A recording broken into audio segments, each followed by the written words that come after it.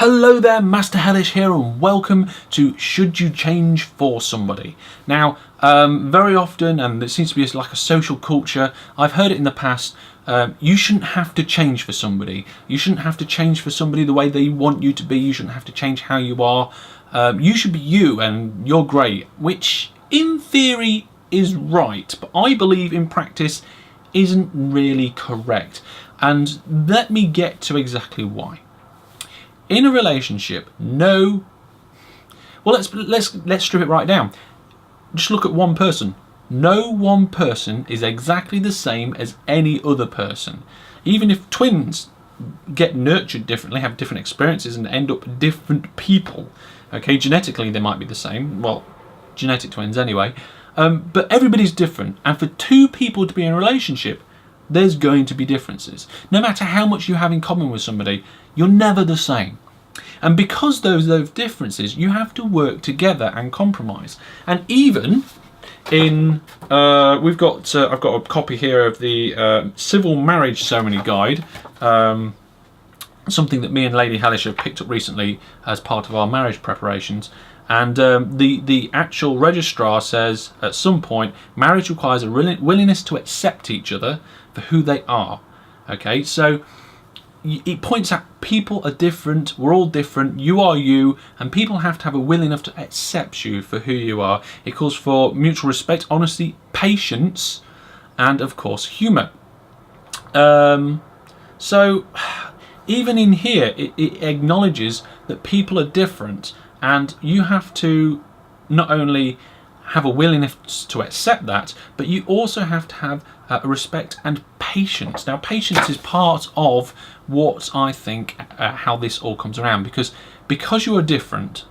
To work together as one, you need to compromise, and without compromising, those two very different entities will not work together.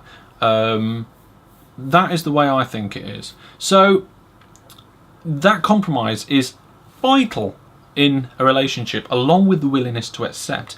And it's that compromise and how you compromise and the way you work it out, the way that you make the relationship work as two separate individual people, very different people coming together to work together as one relationship, that really needs effort from both sides, whether it's subconscious, whether it's easy, whether it's difficult. Sometimes that compromise comes naturally between two people, but you still are compromising. So one person may have to completely accept something that the other person does or says, or they might meet them part way, or the other person might have to change to help meet the compromise.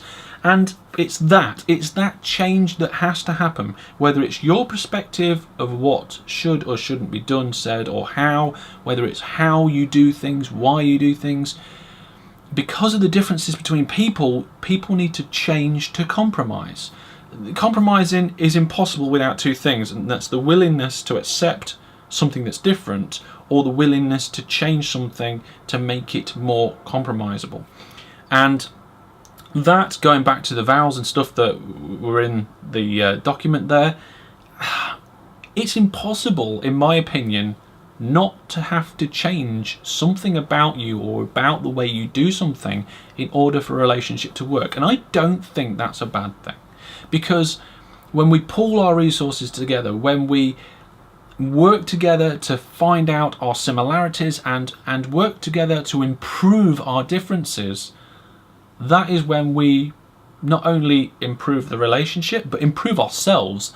And it's that makes me say that, okay, in theory, you shouldn't have to change for anybody. But in practice, you think about it, and the way you look at things, you do. You need to change who you are sometimes to allow for compromise and to allow for improvement. And I don't think it's a bad thing. I really don't think it's a bad thing. And I know that in many cases, with many relationships around the world, people improve each other. And that is a brilliant thing. And along with all other relationships. So you should change for the one you love, is my opinion. It doesn't mean that, I'm not saying that you should go into a relationship and completely change your perspectives, your beliefs, who you are, how you act, everything about you.